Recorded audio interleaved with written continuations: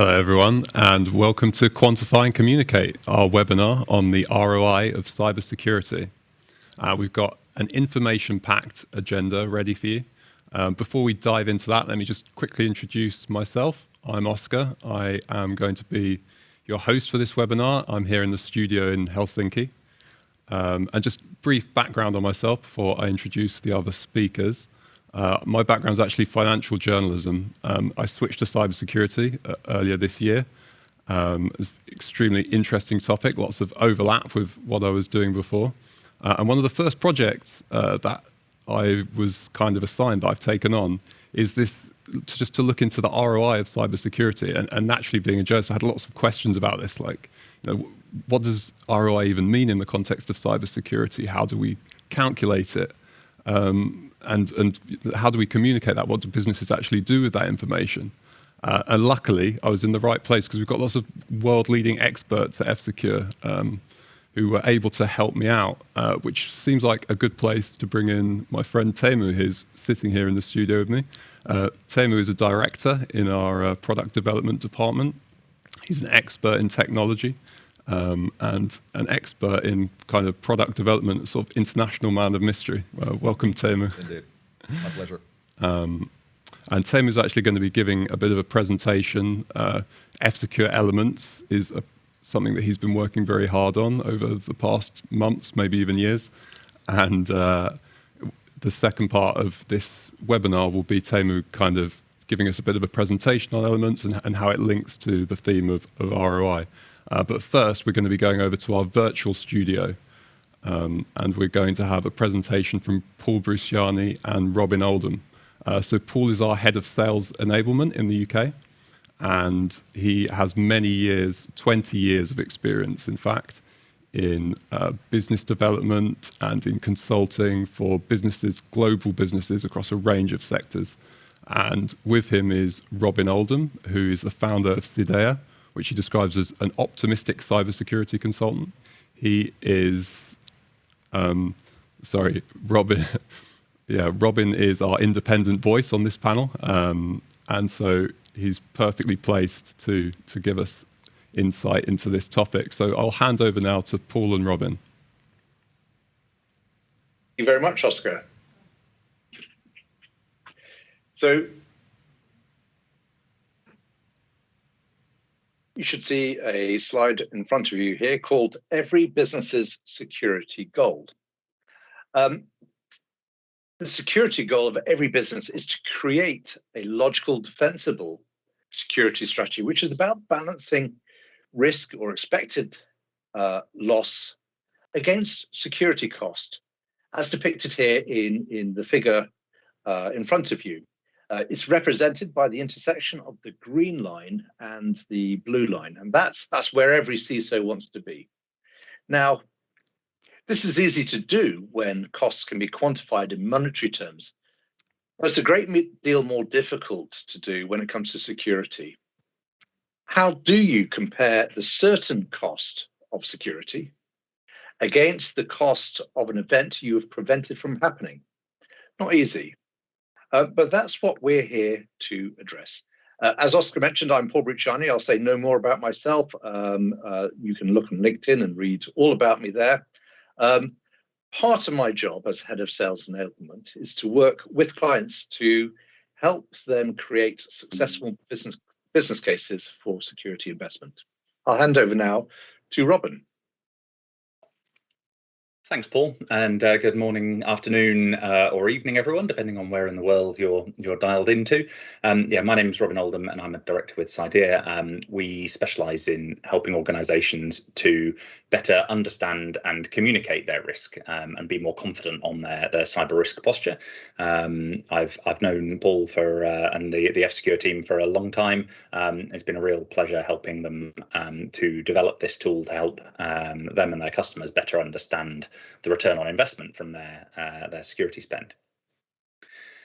So we should probably start by having a look at where most people are today when it comes to asking for security investment. And hopefully the magic slide fairies are going to advance us to the next one, as if by magic.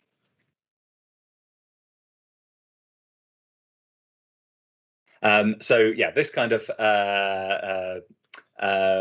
this type of risk matrix or probability impact graph is probably familiar to many of you. They're the staple of many risk assessment methods, and it might surprise you to know to hear, given how prevalent they are, just how demonstrably proven they have been to be bad at communicating risk. You take loads and loads of really good thinking, experience, evidence that cybersecurity analysts and risk practitioners bring to bear, and boil it down onto a 5-point ordinal scale. And the ranges between the bottom and the top of one of these boxes on either axis can be huge. I've worked with clients before where it was 50 million euros between the bottom and top of one of the boxes, and in some cases, at the top end, they can be a bit exponential and get even larger. So kind of 5 million on the bottom, and then 10 million and 25 million and 50, and the top ones maybe 100 million wide. That's quite a big difference and introduces a lot of uncertainty into the decision-making process. And so we take these graphs and these scales that we've defined, and we identify our risk scenarios, and we place them our cyber risk on this matrix, and maybe it's one like we see here up in the top right. It's deep in the red territory, and we say, right, we're going to apply some security controls. We're going to put in place some protections, either preventative or detective controls. And in doing so, we think we're going to move it down 4 and across 3, and that magically will happen, and our risk will have been reduced. And then we dumb it down even further. We abstract our thinking another step into this kind of red, amber, green world, and bada boom, we've gone from a red risk to an amber to a green, and everything's going to be well with the world. And so, having done this, we give ourselves a good pat on the back, and we turn to the CTO or the CFO and we say, "Can I have 200,000 euros, please? I'd like to go off and buy this security technology because look, it moves it down and across like this." But plainly, it's absurd to say that you can calculate red minus green. That just doesn't work. So this is a pretty flawed way of approaching the problem and having a mature, grown-up conversation, particularly when it comes to investment decisions. And part of that problem, as we've talked about, are these kind of 5 scales, is how you communicate and the words that you use, and some of these things like likely. So if you've got 5 different boxes, you probably talk in terms of whether something's probable or likely or highly likely. So we're hoping to run a poll that you should see popping up in a moment. And we'd like to get your thoughts, please. What would you say is the minimum threshold in percentage terms if I say that something is likely to happen? And hopefully you can see that poll now. There's a few different options that you can pick from. Try and give you a plenty of range depending on how you perceive these things. And we're going to leave it running for, I think it's about 30 seconds. And while that's doing, we're hoping we'll have the results shortly. This is to kind of underline the difficulty, I suppose, in using these kind of qualitative techniques, or as Paul and I were joking the other day, hydro-digital techniques, or wet finger in the air to express risk magnitude. Right, we've had way over 50 votes now, still going up.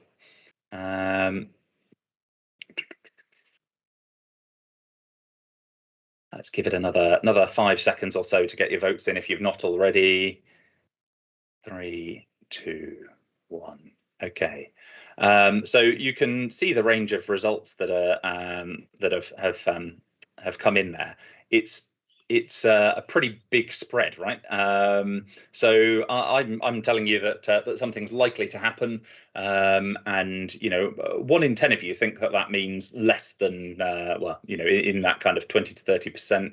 At the other end of the spectrum, there's a good third of you that think that it's greater than 70% chance of happening, and these are pretty distinct ends of the spectrum. If I said that I was likely to give you €50, you'd probably want to have a better idea as to whether it was definitely going to happen or not going to happen, and or maybe you wouldn't mind and you just think that I'm cheap and not going to give you that. But those kind of that kind of spread isn't unusual and uncommon to find, and kind of really illustrates the point that we're getting at here with the way that we use language and how we communicate risk, particularly outside of the security community, where you're engaging other parts of the business on investment cases.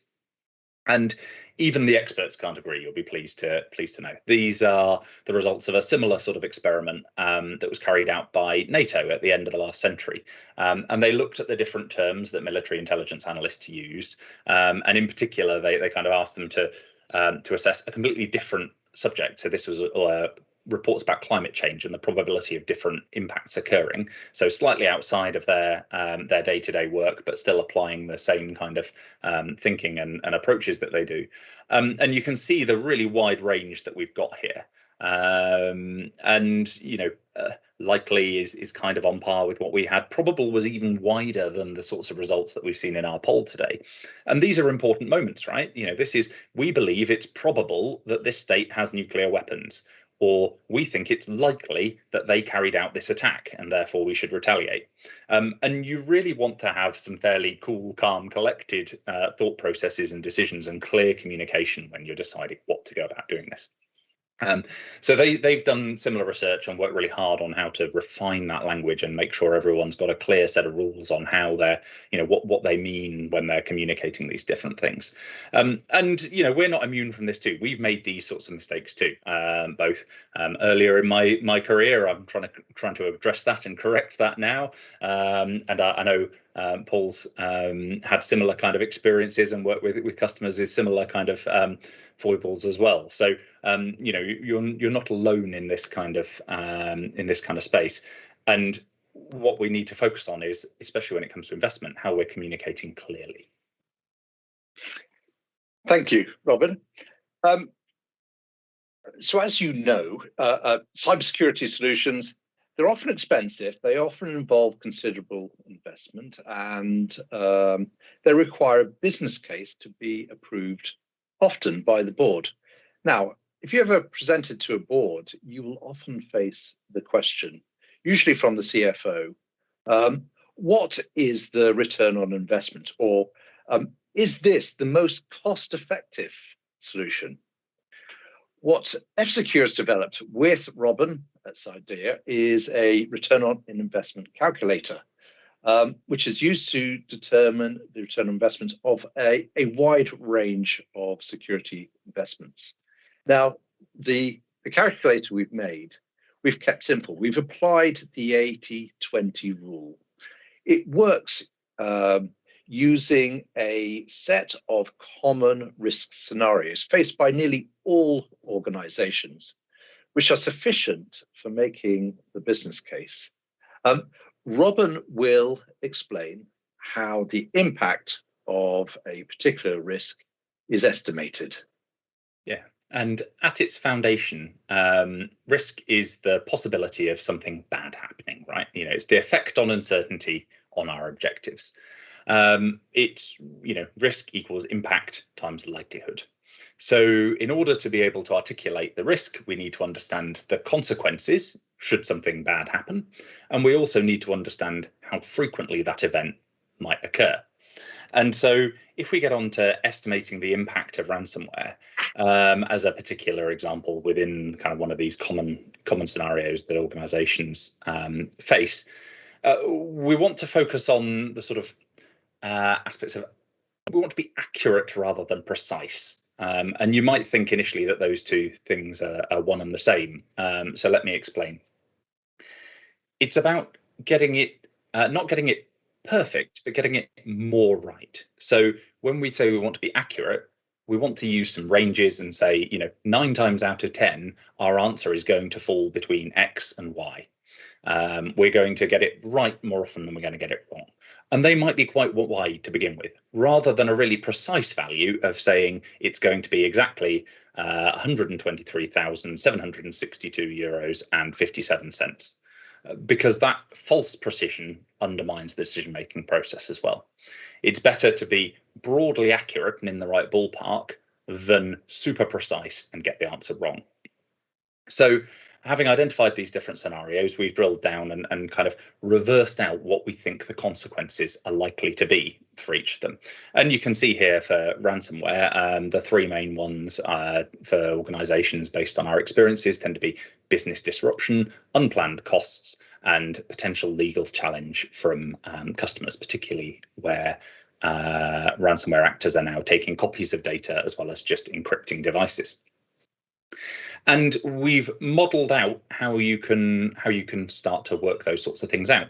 And you can do the same thing yourselves, right? You've probably got all of this data and you can apply a bit of thinking to work out how you might do these things. So if we're an organization that's got, say, 1,200 employees in it, well, we can pretty quickly come to a kind of roughly kind of min and max. We can say, at the top end of the spectrum, 9 times out of 10, we wouldn't expect it to more than 1,000 people to be affected.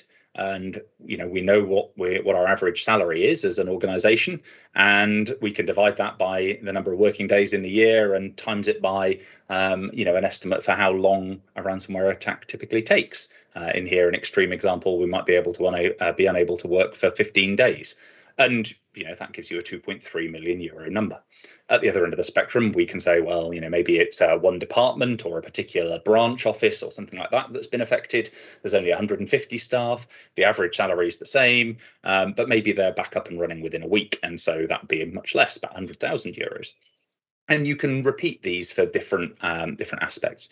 So for each scenario, we've worked out what the primary drivers of consequence are for those scenarios, and what are the sorts of questions that we need to ask in a simple, straightforward manner to be able to quantify the consequence of that.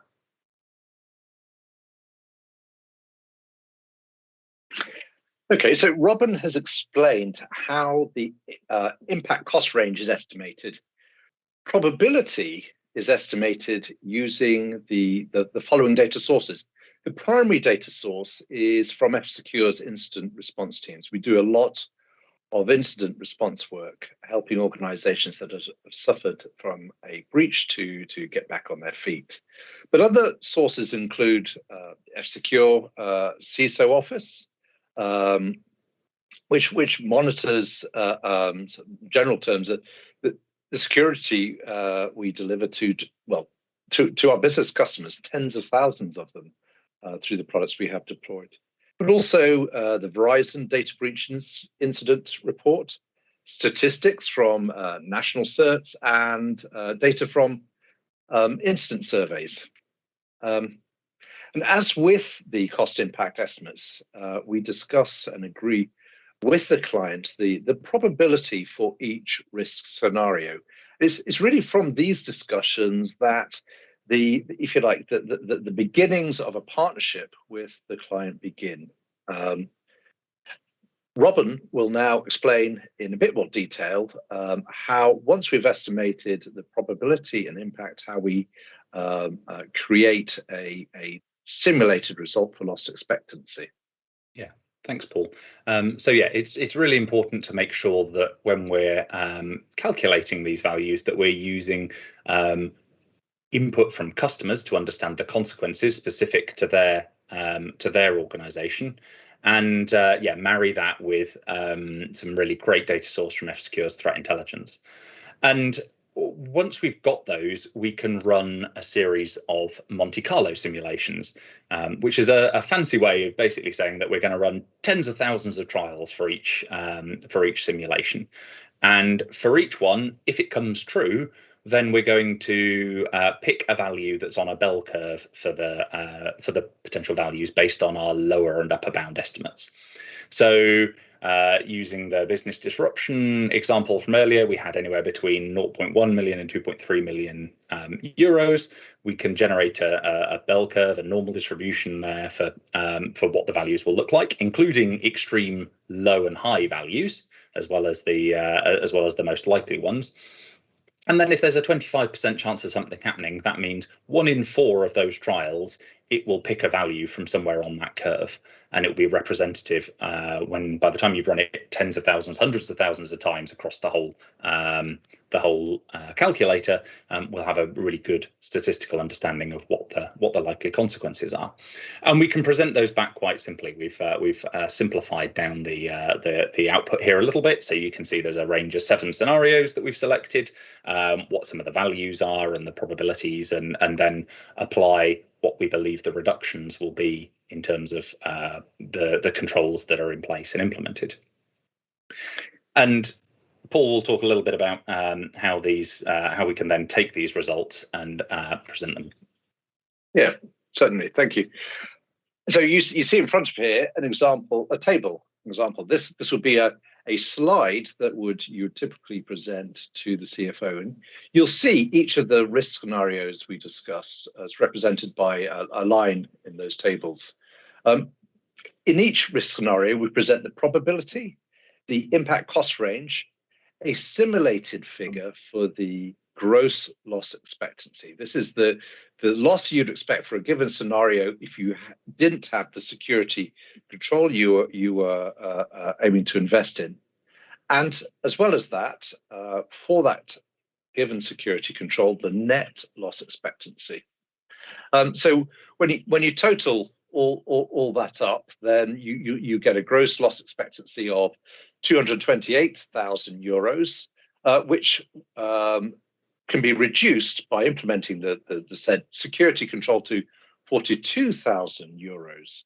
That represents a quantified risk reduction of 185,000 euros, which, if the particular security control you're seeking to invest in this example here, the Countercept MDR service costing 65,000 euros a month, then the return on investment is 285%. This is a number the CFO will understand. Now, as stated at the start of this presentation, every estimate has the potential for variance and error. The return on investment calculator is not about perfection. It's about presenting in a manner that's easy to communicate a defensible return on investment estimate that's good enough to enable boards to make a good decision.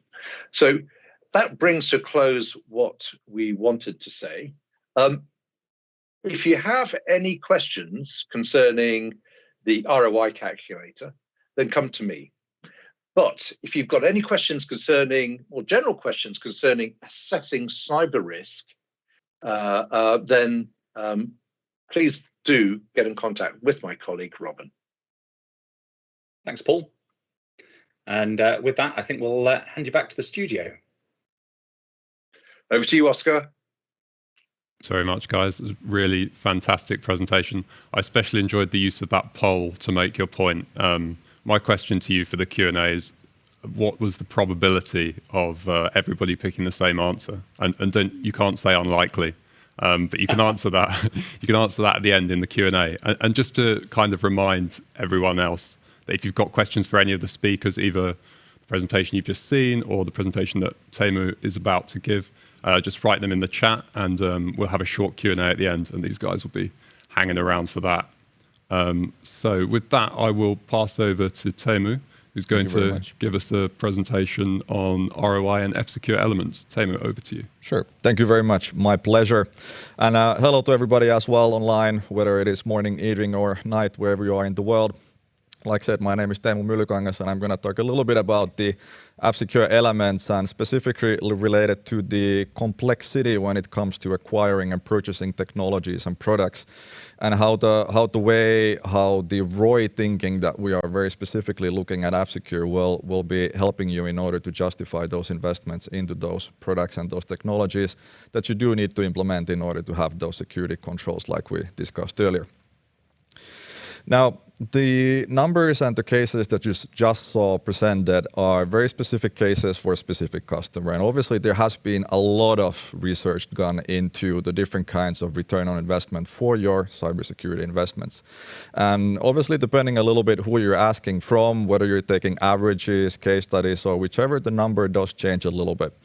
But what you see now on the screen is one of those studies, which is, in my personal opinion, quite representative due to the broad scope of the study that was done late last year. This company interviewed over 1,000 CISOs related to their security budgets and the return on investment and made calculations related to that. And what they basically found out that the average return on investment for your cybersecurity investment is around 180% for the ROI. Now, obviously, this does change a little bit depending on what kind of a company you are, what kind of technologies you are acquiring, and especially in the case if you are going from a low maturity level. So let's say that you have a free endpoint security product or something other kind of shady in your security stack. You haven't been investing a lot into it in the past.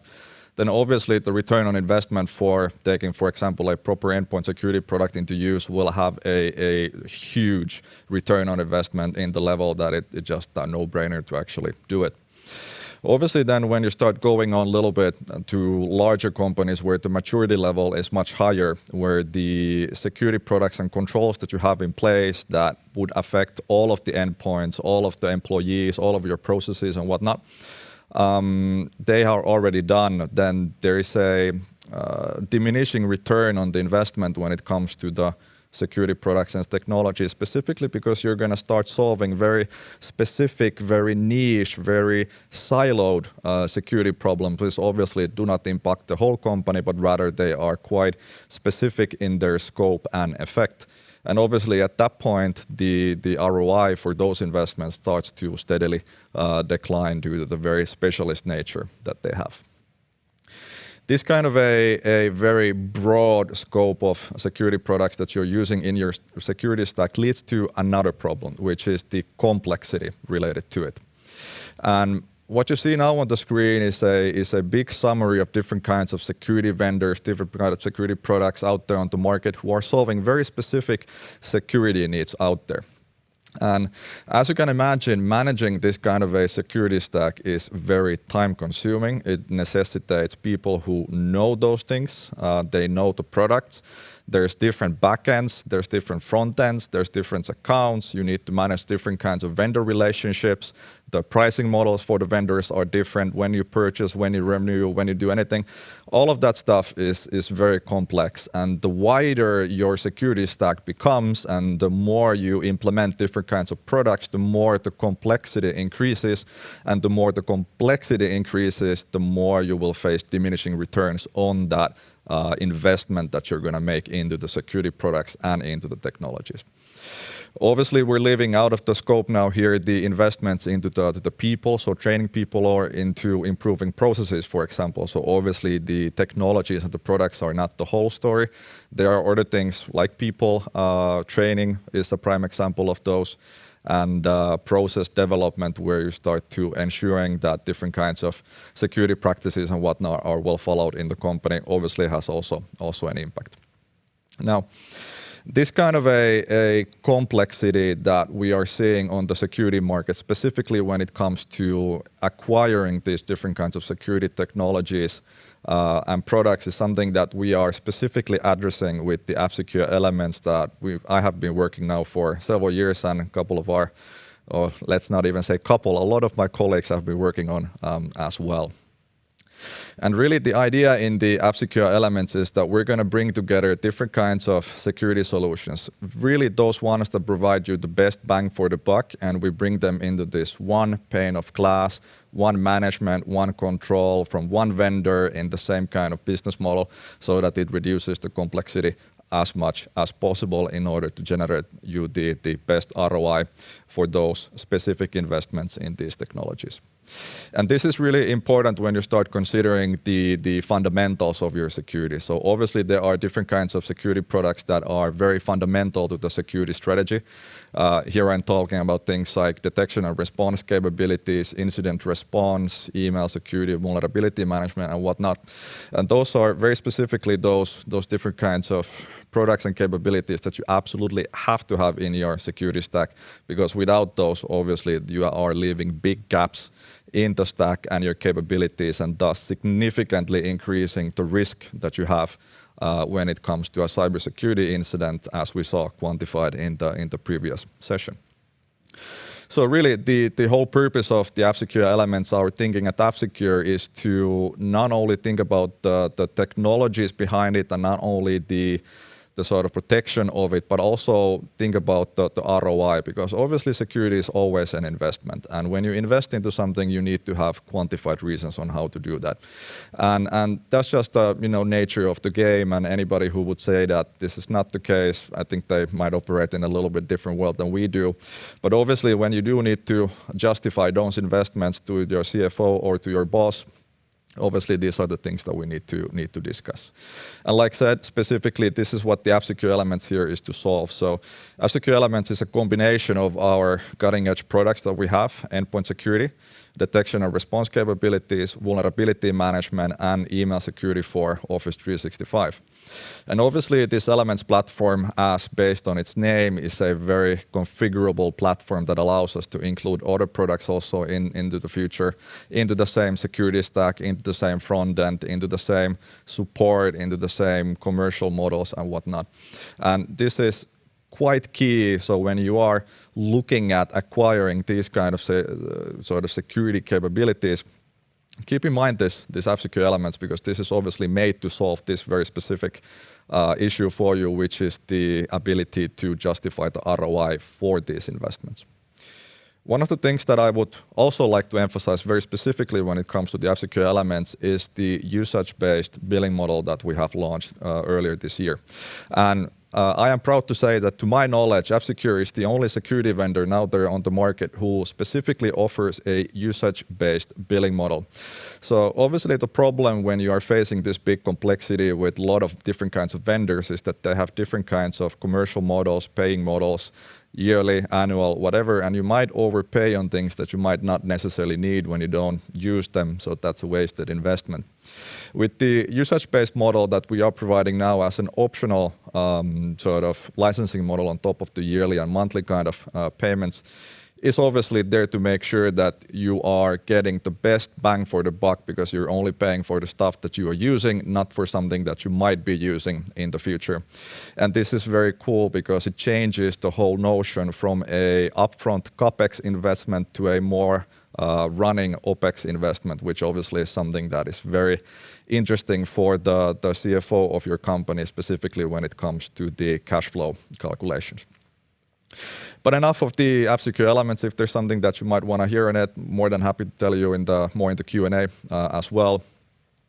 But then if I would like to summarize my thoughts on this matter, basically, when it comes to the investments into cybersecurity technologies and the related products, generally speaking, the ROI is always positive. The more we are living in a digitalized world, the more our business becomes digitalized, the bigger the risks are involved, and hence the return on investment on those investments that reduce the risk become more important.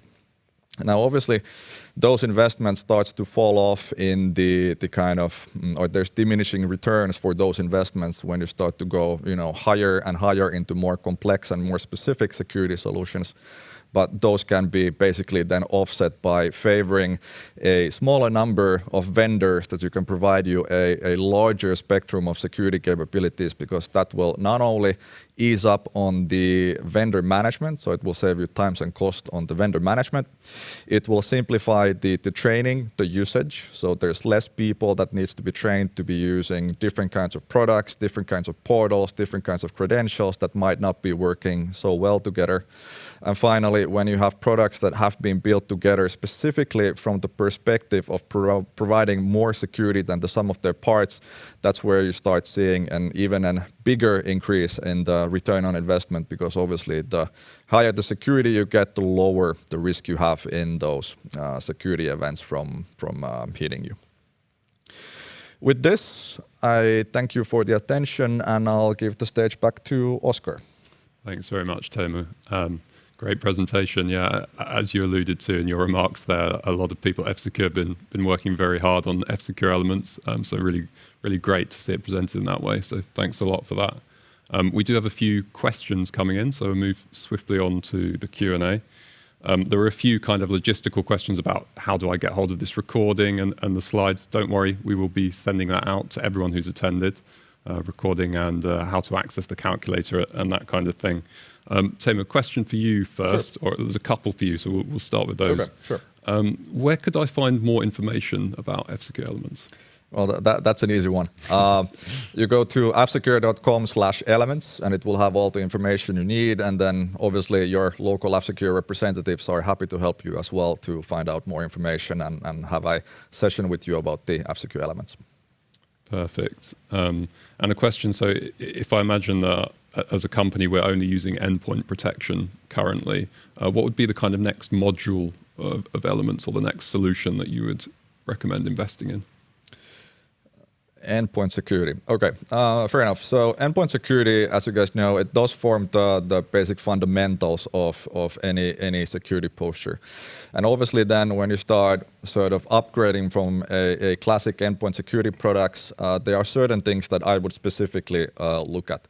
One is the endpoint detection and response. So the idea in the detection and response capabilities is that if you have an attack that has managed to bypass the other security layers that you have in your security stack, the detection and response capabilities that you have in those products are able to contain the attack so that it doesn't spread to the whole company. And this is something that we saw in the risk calculator just a moment ago, where the difference between whether the whole company is hit by the ransomware or only a very specific part of the company or one department is hit by it has a huge difference in the amount of damages that you're going to be facing if that hit or attack is successful.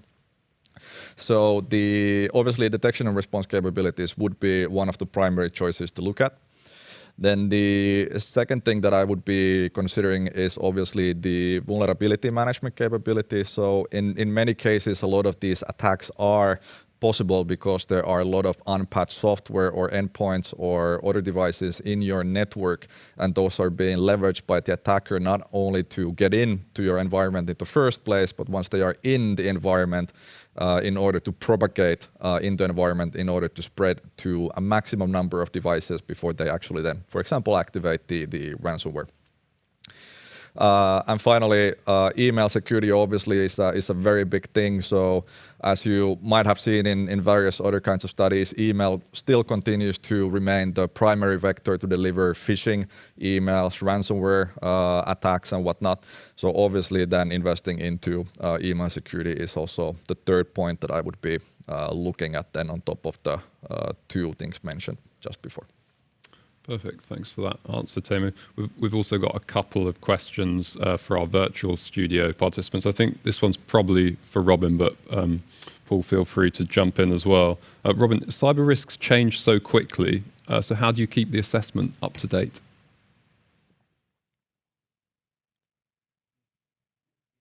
I'm not sure if we can hear you. We can't hear you. That is a great question. So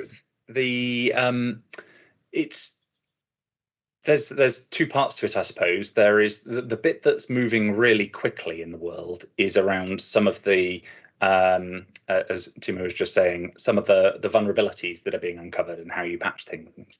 The actual overriding aims, objectives of cyber criminals or nation states to steal information or to try and extort an organization remain pretty static. And I think cyber risk provides a really good layer where you can provide that kind of disaggregation, if you like, from the really fast moving bits and the day-to-day vulnerabilities and kind of quite specific actions that actors might be taking, and the broader consequences that a business faces.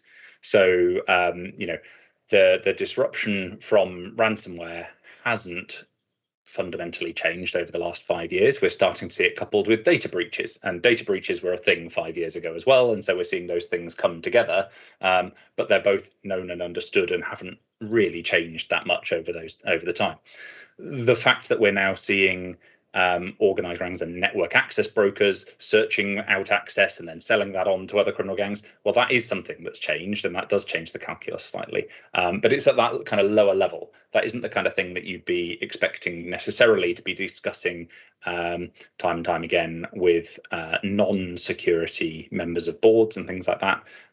You're trying to use risk as the way to communicate and elevate the security problems into something that makes sense to them. Thank you.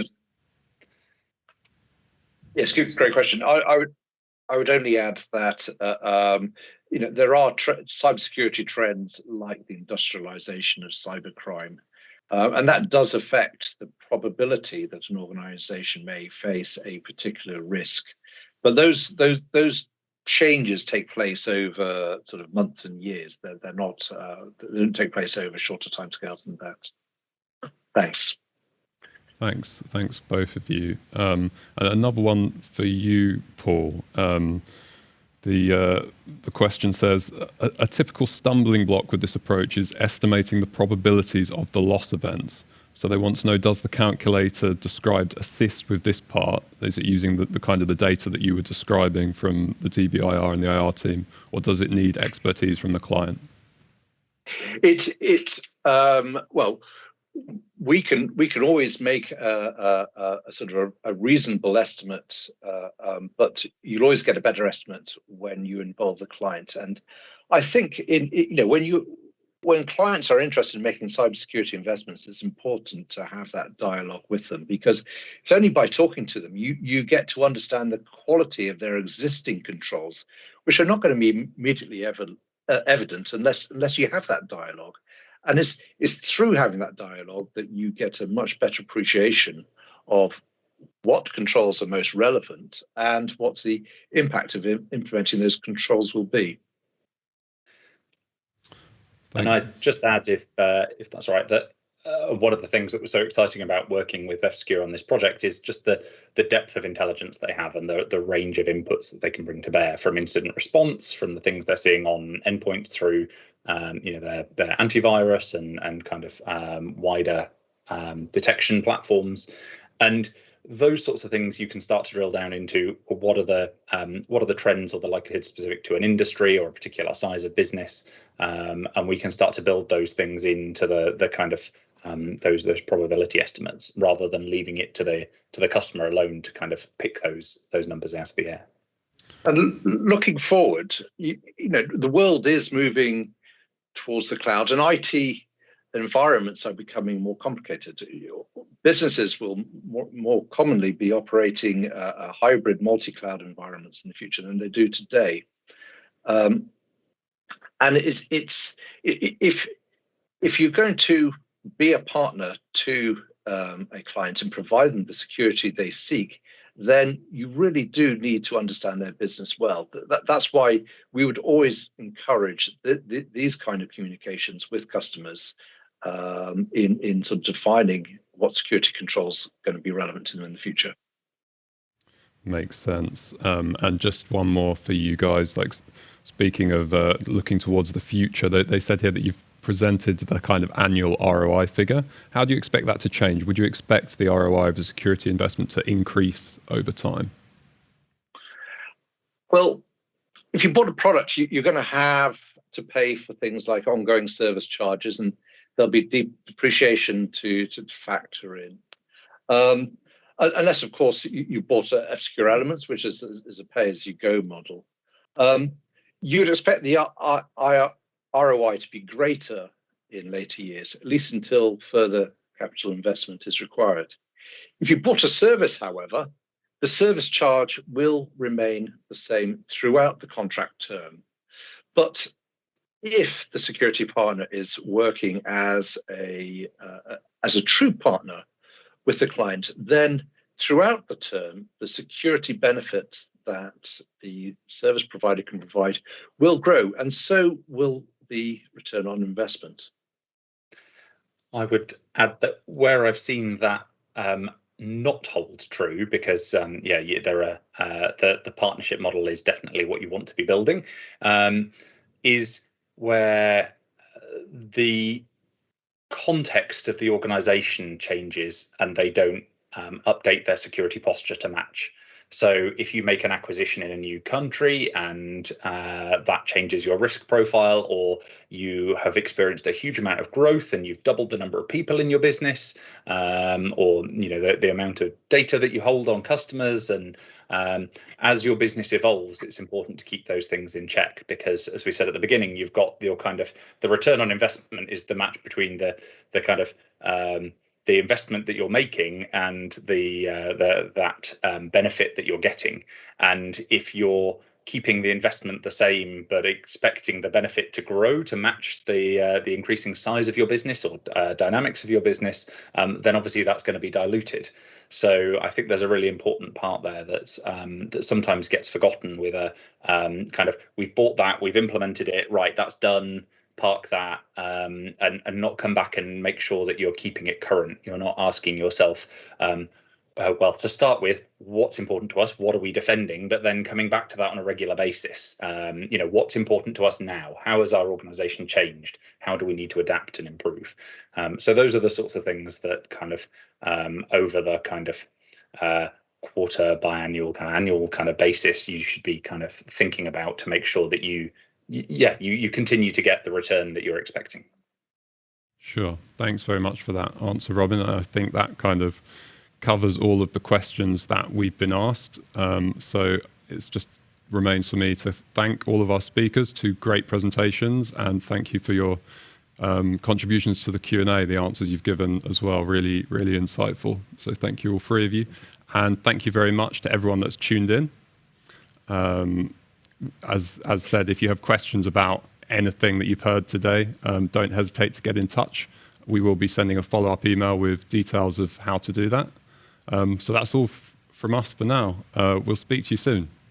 Goodbye.